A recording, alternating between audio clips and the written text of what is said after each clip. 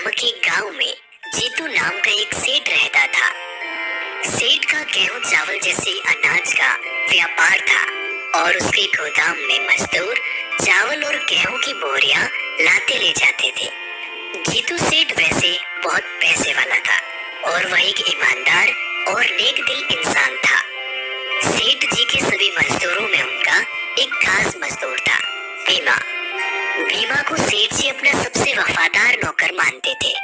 अरे ओ भीमा, अभी आया सेठ जी। आज का काम कैसा चल रहा है? मजदूर बराबर काम तो कर रहे हैं ना? सेठ जी, आज गोपाल छुट्टी पर है और राजू आधा घंटा लेट आया है। ठीक है, जाओ अब अपना काम करो।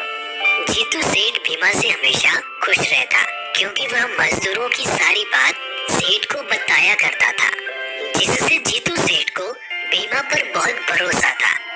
एक दिन सेठ जी अपने गोदाम पर बैठे थे और वह भीमा को आवाज लगाते हैं। भीमा, जरा इधर आ, मुझे कुछ जरूरी बात करनी है। जी हुजूर, बोलिए। आज से मैं घर जल्दी जाया करूंगा। तुम शाम होते ही गोदाम बंद करके चाबियां मेरे घर पहुंचा देना। जी सेठ जी, जैसा आप कहें। अब भीमा ने सेठ के इस विश्वास को एक अच्छा मौका समझा। सेठ जी तो बड़े बेवकूफ निकले, मुझ पे विश्वास कर लिया। भीमा अब शाम को गोदाम बंद करते समय कुछ चावल की बोरियों से चावल चुरा लेता है और उन्हें पोटली में भरकर ले जाने लगता है और फिर उन्हें बाजार में ले जाकर उन्हें बेच देता है। चालाक भीमा अगले कई दिनों तक गोदाम से कभी गेहूं तो कभी चावल चुराता रहा और बाजार में बेचकर पैसा लेता रहा। जीतू सेठ को इसकी भनक तक नहीं लगी और वो अभी भी भीमा पर उतना ही विश्वास करते थे। खैर धीरे धीरे भीमा ने बहुत सारा अनाज चोरी कर बहुत सारा पैसा जमा कर लिया।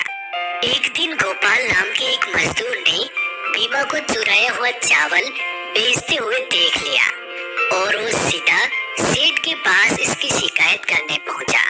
सेठ जी, क्या हुआ? इतनी रात को यहाँ कैसे?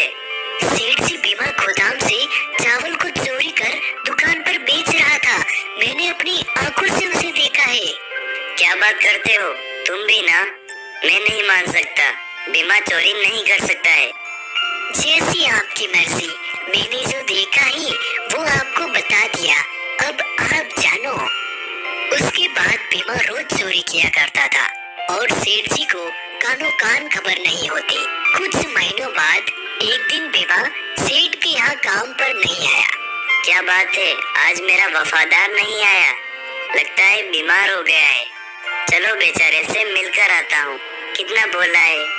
सेठ जी अब भीमा के घर की ओर चले और उन्होंने देखा कि भीमा एक बड़ी दुकान खोलकर बैठा है।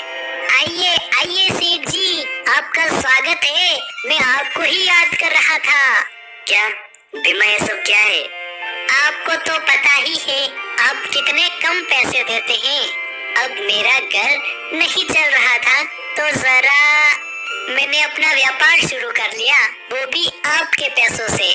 धोखेबाज नौकर, तूने मुझे ही लूटा। गोपाल ने सच कहा था, तू गोदाम से चोरी करता था। मैं और कर भी क्या सकता था? और मैं बेवकूफ तुझ पर विश्वास करता रहा। अब जीतू सेठ गुस्से से वहाँ से चले गए और उन्होंने एक सबक सीखा कि कभी किसी गैर इंसान पर इतना विश्वास नहीं करना चाहिए